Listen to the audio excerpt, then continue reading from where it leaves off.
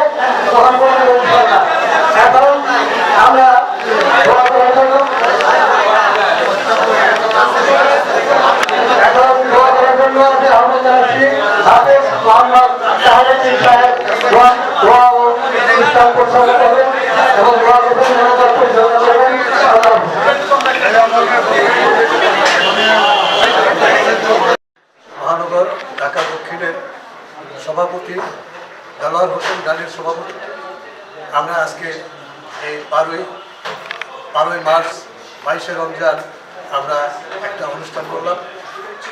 আমাদের এই অনুষ্ঠানের একটা উদ্দেশ্য ছিল একটা ডিক্লেয়ার দেওয়ার, সেটা আমরা দিতে পারিনি এই সময় হবে।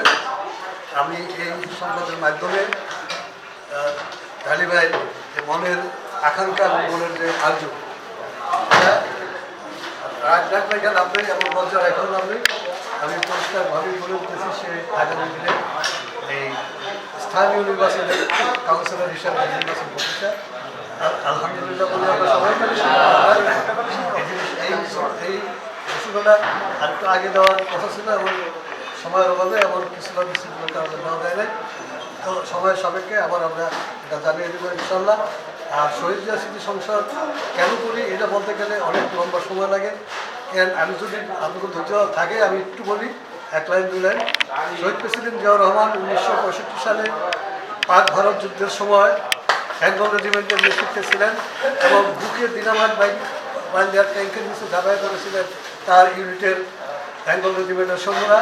সেখান থেকে জিয়াউর রহমান 1971 সালে 25শে মার্চ কালো রাত্রে যখন বিরোধী মানুষের উপরে পাকিস্তানি হানাদার বাহিনী ট্যাঙ্ক কামান নিয়ে ঝাঁপাইয়ে পড়ে, সে পরের দিনই জিয়াউর রহমান বিদ্রোহ ঘোষণা করে এবং স্বাধীনতা ঘোষণা করে।